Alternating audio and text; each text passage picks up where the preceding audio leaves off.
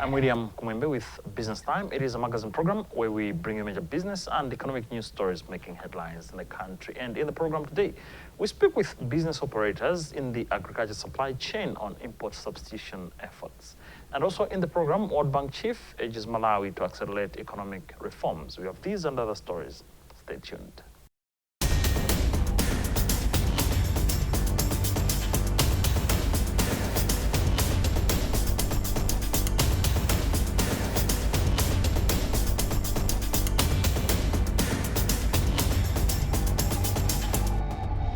Hello and welcome. This is Business Time and my name is William Kumwembe. In the program today, the Buy Malawi initiative encourages people to support locally made goods, but it is yet to yield the much sought after fruit. For years, the campaign has been promoted as a source of national pride and a tool for import substitution. Authorities have been urging Malawians to choose local over imported commodities. Yet, the reality on the ground remains a challenge. Without industrialization and value addition, local products often fail to match the standards of imported alternative. This raises a critical question. Is the Buy Malawi initiative living up to its promise, or is it mere a slogan without the necessary backbone? This is a question our journalist Llewellyn Mpasa asked some exhibitors at this year's Agriculture Fair, which ended on Saturday. He found this report, which was read in our studios by Mai Gowero. Held under the theme Towards Commercialization and Economic Transformation through Smart and Sustainable Agricultural Systems, the three-day fair attracted hundreds of exhibitors and thousands of visitors. Village Farms agribusiness manager Chisomo Zawanda said the fair proved that Malawian farmers can produce world-class products. This fair has been really good because it has promoted visibility of our products to diverse customers. So a lot of customers have been able to come on our stand and have seen all the products which we are making.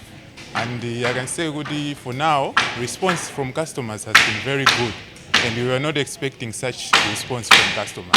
It has been very impressive. So the number one thing which I have learned is importance of visibility, product visibility to customers, because we are producing to sell.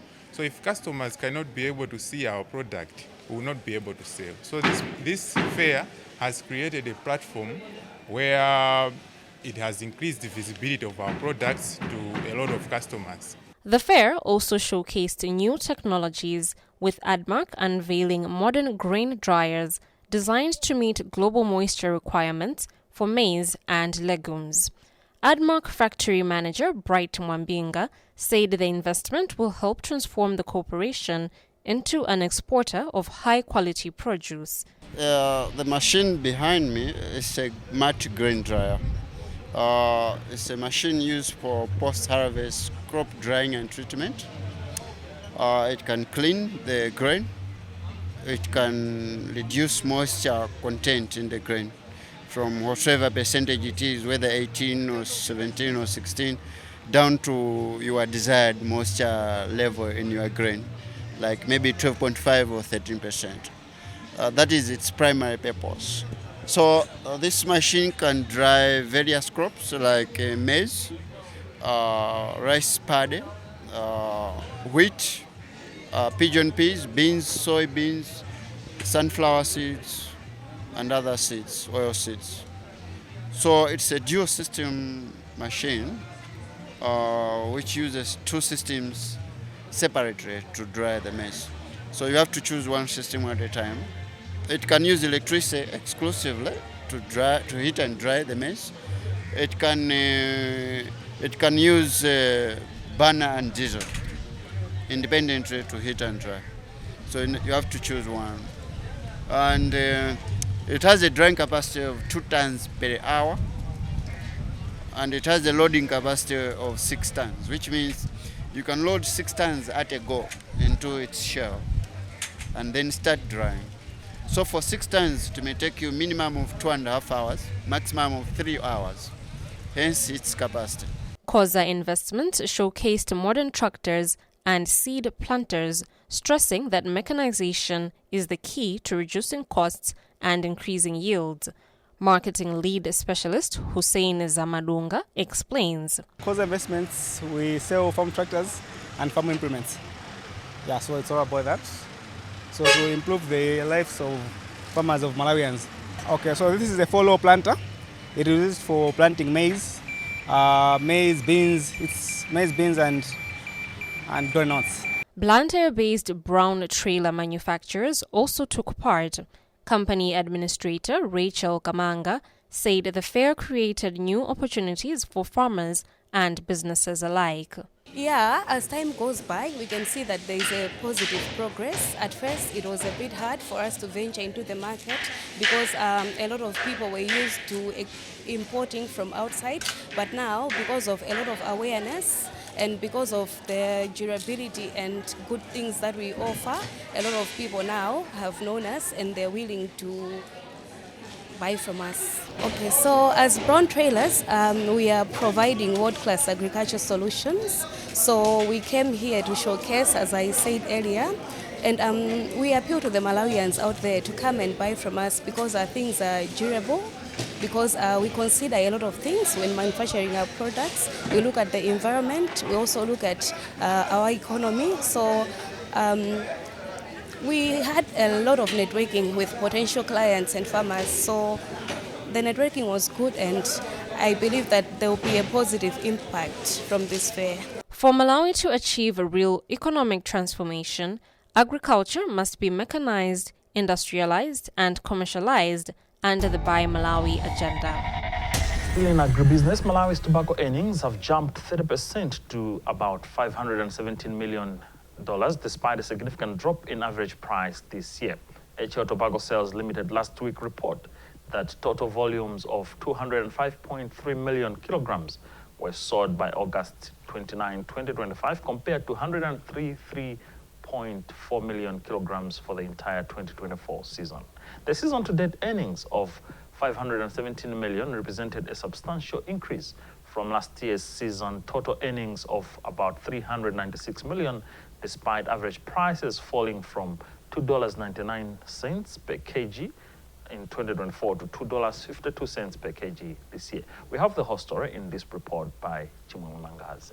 Last week, AHL Tobacco Sales Limited reported that total volumes of 205.3 million kilograms were sold by August 29, 2025, compared to 133.4 million kilograms for the entire 2024 season. The season-to-date earnings of $517 million, representing a substantial increase from last year's full season's total of $396.9 million, despite average prices falling from $2.98 per kilogram in 2024 to $2.52 per kg this year.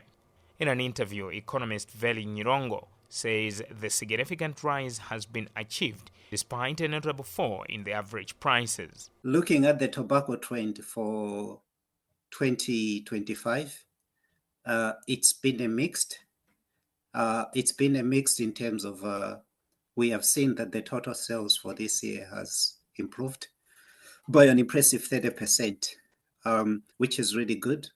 So what it means is at least there will be an improvement in the balance of payment because now we have seen that we have at least exported more.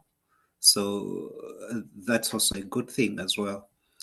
So because now there is an increase in sales or what we got from tobacco this year, it also means that at least we expect to say compared the inflow of forex from tobacco sales in dollars should also trickle to help the kwacha at least a little bit.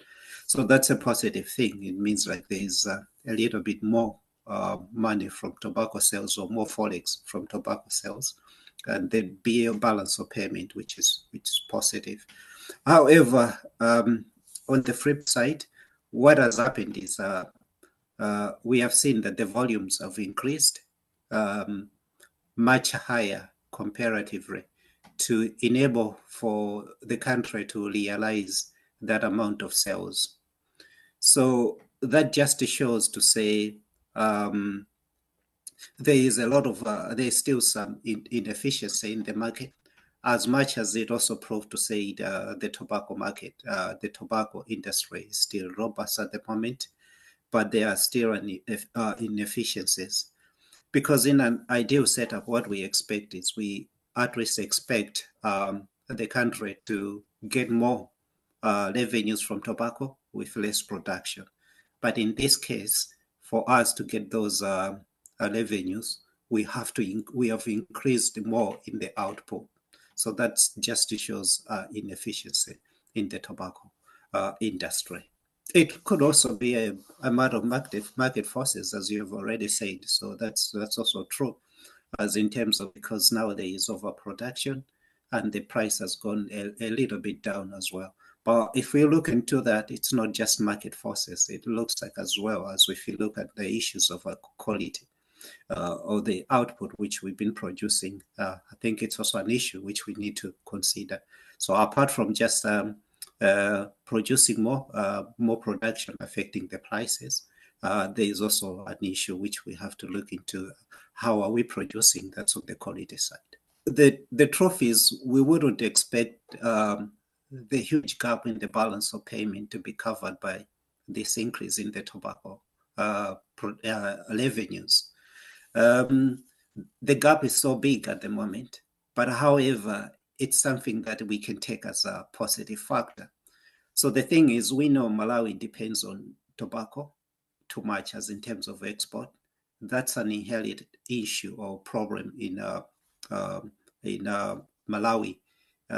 So if we can depend on exporting more or other things as well, we're looking at mining and other as well, crops and things like that, maybe value addition, anything we can use to diversify, that would help.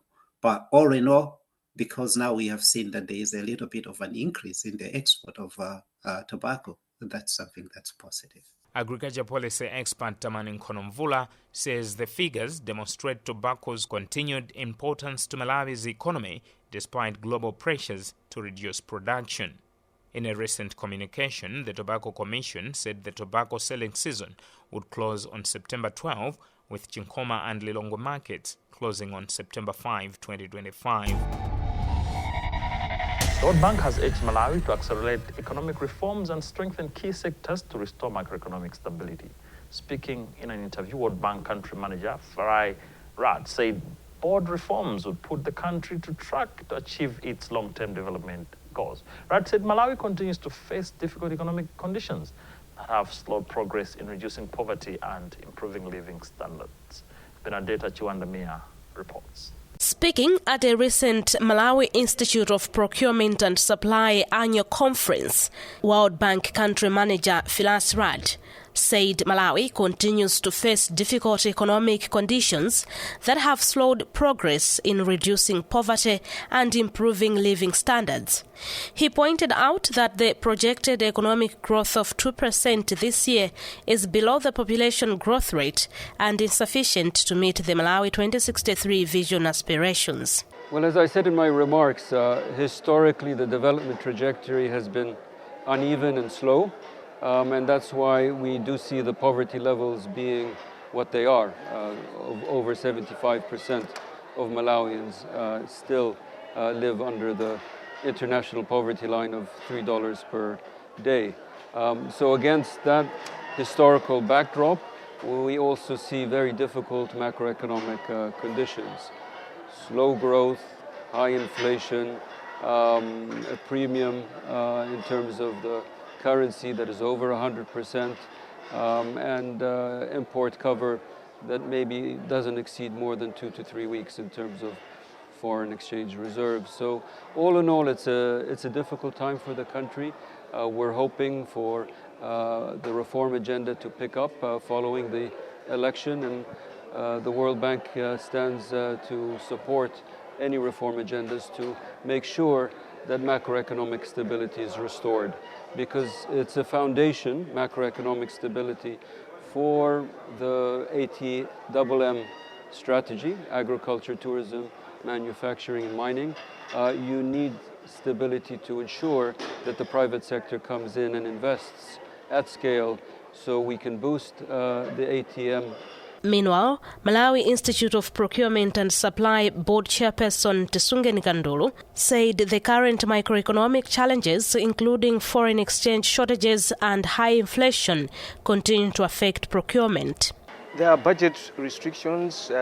Organizations are struggling to adapt because there is a little bit of some devaluation, inflation, which is affecting a lot of changes in our institutions. And procurement is also affected in a bigger way because the expenses that institutions are making are quite affected because of the microeconomic changes. So we are trying as much as possible to find means how procurement professionals can navigate through these challenges. That's why we're meeting here to discuss a few techniques how we can do about it.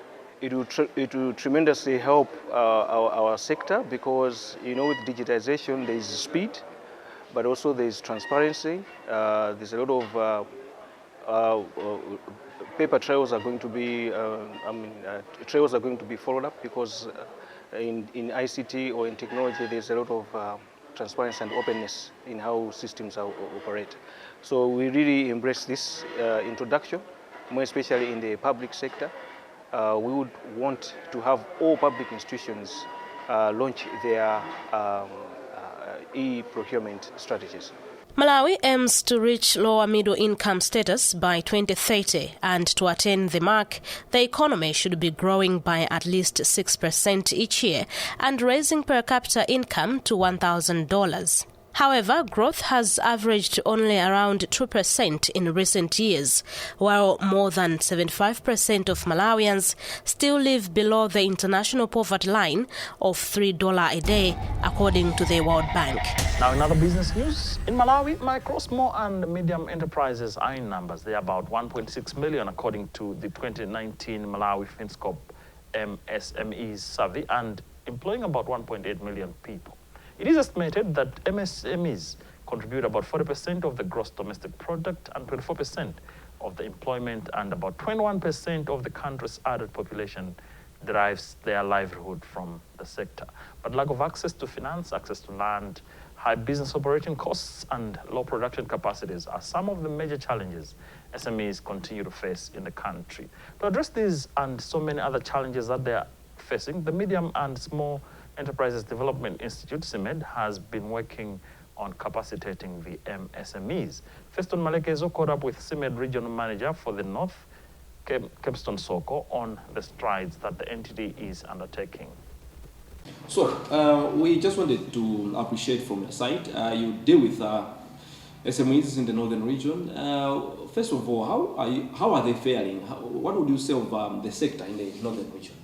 Thank you very much. We are very happy with the progress that is being made. Of course, there's room for improvement, but also we can look back and say we are making progress. For example, the categories that SMEs, we categorize SMEs with, there seems to be growth in terms of numbers, at the same time also in terms of contribution to the economy of Malawi, in terms of GDP contribution. Now we are standing at 40%. But also, we are also looking at the product lines that SMEs are producing. We have seen a growth in terms of the products that SMEs are putting on the market. Initially, we used to do a lot of retail trading, whereby you just go buy and sell. But now SMEs have realized that we need to add value, which is in line with our Vision 2063. As you can see, all these products that are here, there is none that is in raw material form. All of them are value added, which is what we want. Mm-hmm. So let's start with the opportunities. What are there? What's there for them or in the northern region? Is this a virgin land? Is this a fertile land for their growth? You would describe it as a virgin land because initially we were not doing well, and now we're just penetrating in terms of value adding, and there's a lot of potential here in the northern region. First of all, you should understand that the northern region produces a lot of raw materials in form of agricultural crops, but also in terms of mineral stones that are the gemstones that are being mined here in this region. We feel if we can add value massively to these products, there is a lot of potential that we can even penetrate the export market. Actually, our target is to grow these sectors, the manufacturing sector and the gemstone, to at least about 5%, because now we're standing at around 2%. We want the gemstone, the mining sector and the manufacturing sector to grow from where it is now to around 5 or so 10% within the shortest period of time.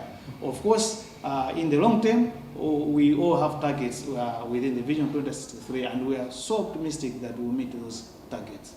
And what would you solve the challenges that these SMEs are facing in the region? The biggest challenges that we have with our SMEs are marketing related. Unfortunately, people want to, yes, the access to capital is a challenge, but there are interventions that are happening there such that it's not as big as marketing challenges they are. For example, you see that consumers would prefer to buy foreign products, not because foreign products are superior, it's just because of their packaging, it's just because of their branding, it's just because of the way they have advertised and positioned the products on the market. These are things that we are working with SMEs on the ground to help them price the products competitively, to help them brand the products competitively, such that if a consumer walks in a chain store, they should be able to choose a Malawian product other than the foreign product. The quality of packaging, the quality of the product itself should match those foreign products. These are things that we are working with our SMEs in this region. Okay, so from what you're saying, all I'm getting is number one, the market access as a challenge, but also the perception that is there out there where Malawians would prefer foreign products than ours, maybe because of how we have placed them. Yes. I don't know, Simed, what is it that then you are doing to make sure that we flood our markets with our own products, our SMEs are growing, transitioning to larger scale? What is it that you're doing? If you can mention key things that you're doing in the north. So many interventions. Number one is to work on the marketing aspect.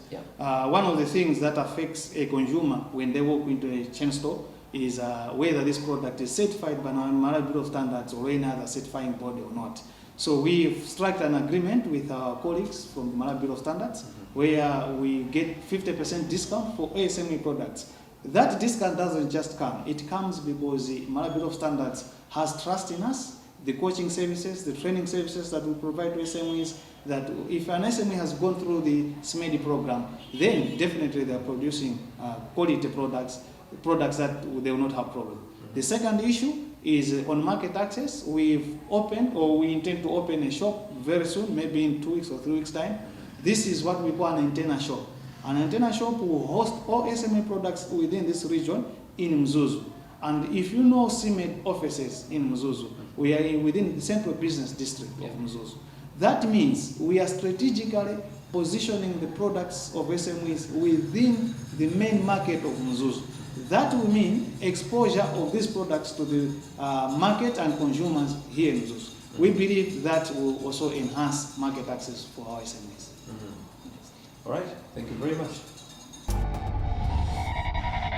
Well, with that interview, we've also come to the end of today's edition of the program Business Time. It is a magazine program where we bring you major business and economic news stories making headlines in the country. On behalf of the entire production team, my name is William Kumwembe. Thank you for watching, but always remember, if it doesn't make money, then it doesn't make sense. Stay safe and goodbye for now.